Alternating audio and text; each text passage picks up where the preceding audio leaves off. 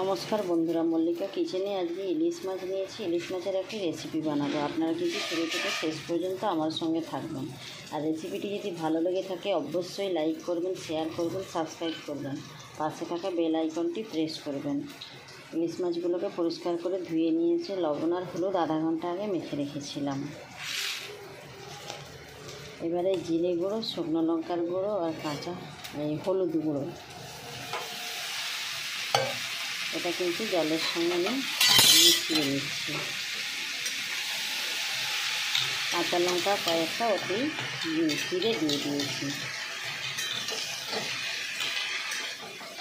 এদিকে কড়াতে কিন্তু তেল দিয়ে দিয়েছি, তেলটা গরমও হয়ে গেছে।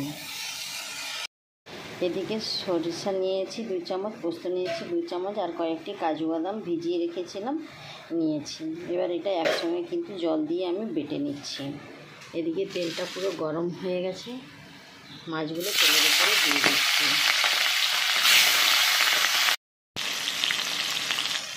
এবারে কিন্তু মাছগুলো আমি একটা একটা করে উল্টে দিচ্ছি। একদম হালকা করে ভেজে নিয়েছি আর আমি নামিয়ে নিচ্ছি।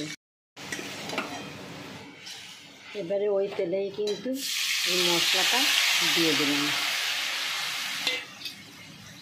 মশলাটা কিন্তু ফুটে উঠে গেছে। এই যে হালকা ভেজে রাখা মাছগুলো দিয়ে দিলাম।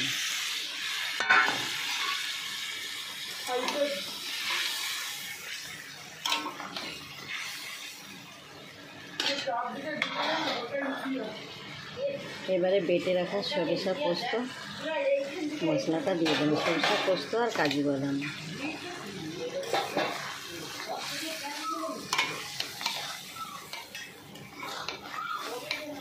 এবার আমি একটু জল দিয়ে দিচ্ছি। এবারে কিন্তু একটু মশলা ধোয়া জল দিয়ে দিচ্ছি। গ্যাসটাকে কিন্তু মিডিয়ামে রেখে দিয়ে আমি এটা ঢাকনা চাপা দিয়ে দিচ্ছি। লবণটা মেশানো ছিল বলে মাছের সঙ্গে, এই জন্য আমি অল্প করে একটু লবণ দিলাম। এবারে কিন্তু আমি ঢাকনাটা খুলে নিচ্ছি। খুব কিন্তু অল্প সময়েই রান্নাটা হয়ে গেছে, মাছগুলোও সেদ্ধ হয়ে গেছে, কালারটাও কিন্তু খুব সুন্দর দেখাচ্ছে। এবার আমি একটা পাত্রে নামিয়ে নিচ্ছি। একটা পাত্রে কিন্তু আমি নামিয়ে নিয়েছি। আপনাদের যদি ভালো লেগে থাকে অবশ্যই এভাবে আপনারা বাড়িতে একবার হলেও বানিয়ে খাবেন এবং আত্মীয়দের খাওয়াবেন। যারা বাড়িতে আসবে এই রেসিপিটা কিন্তু একবার খাওয়ালে মানে প্রশংসায় খুব পড়বে। আমি তাহলে এবার পরিবেশন করছি। আজকের মতো টাটা।